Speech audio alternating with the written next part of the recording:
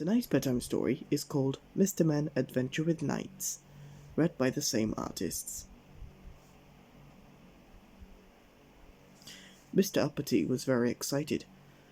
He was going to visit a friend, a very important friend, a friend who was a knight called Sir Lance, who lived in a castle, to which he had invited many people for his annual tournament, which was to be held the next day.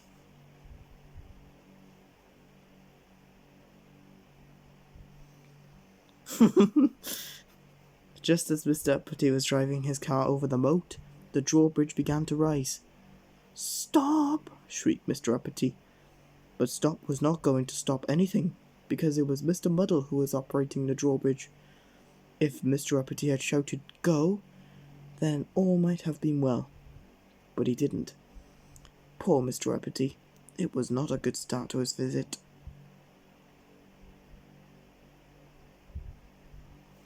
There was a roaring log fire in the banqueting hall, and Mr. Uppity soon dried off. Sir Lance had laid on a whole feast that evening, and Mr. Uppity and his friends ate very well indeed, as they listened to the minstrel singing songs and telling tales. Later that night, after everybody had gone to bed, Miss Greedy woke up.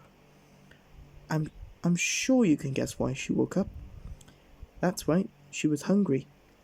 So she set off to find the kitchen to get herself a midnight snack. The castle was a maze of turrets and battlements, and passageways and spiral staircases, and in no time at all, Miss Greedy was hopelessly lost.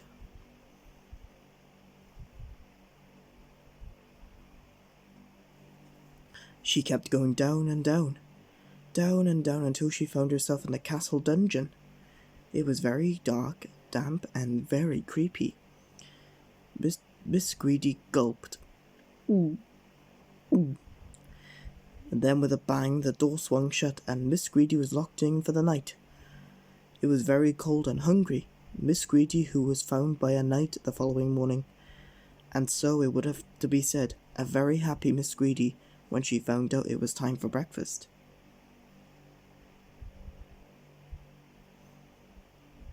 One minute.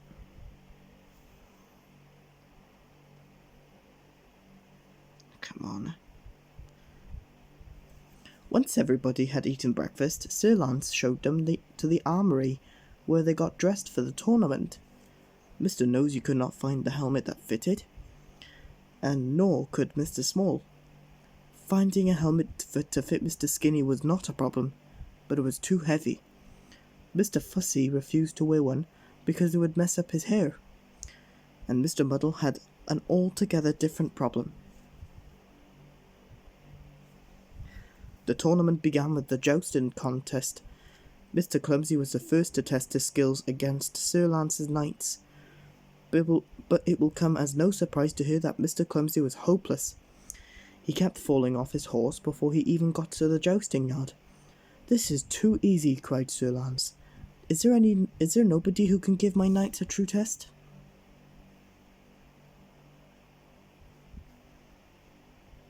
One second.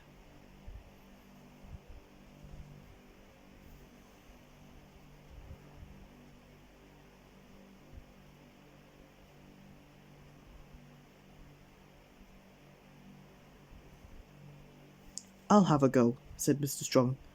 "You had better put your armour on," suggested Sir Lance. "No need," replied Mr. Strong. And he was right. He was so strong that the Green Knight's lance just bounced off him, and he won the contest with ease. The next challenge was sword fighting. Sir Lance's knights all refused to fight Mr. Strong, so Mr. Tickle stepped in.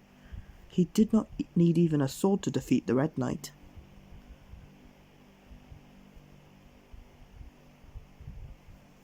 The sword fighting was followed by the archery contest.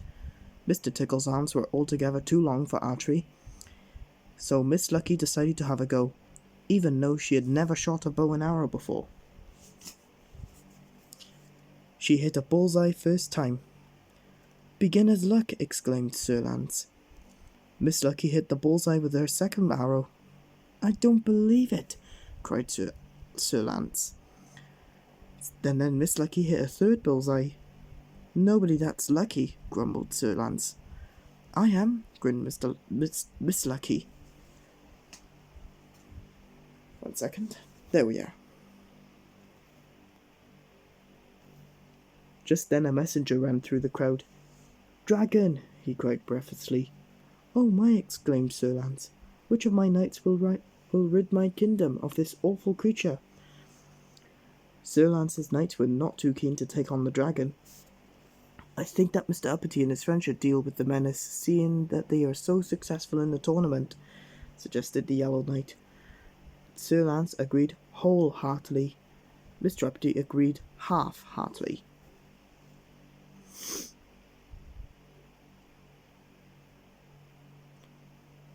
The dragon was a truly fearsome and fiery beast. Mr. Uppity watched in horror as it burned down a house with one scratching breath. Any suggestions? Mr. Uppity asked hopefully. How about Fire Brigade? Suggested Miss Greedy. Or Mr. Strong, remembered Mr. Nosy. He's very good at putting out fires. Hold on. Anyway, 1 second. Sorry about that. There we are. Of course, cried Mr. Strong. Make way, I need a barn. Mr. Strong rushed off and found an empty barn, and then he filled the upside-down barn with water from the moat and poured it over the dragon. There was a loud hissing and sizzling sound. The damp dragon tried to breathe fire, but its fire was put out.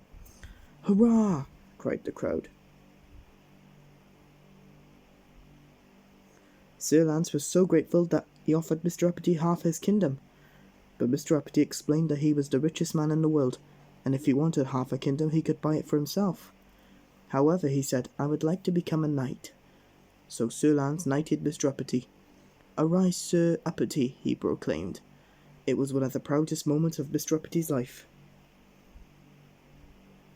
And something that Mr. Uppity did not let anyone forget. Sorry, Sir Uppity. Time for Let's Have Another Story.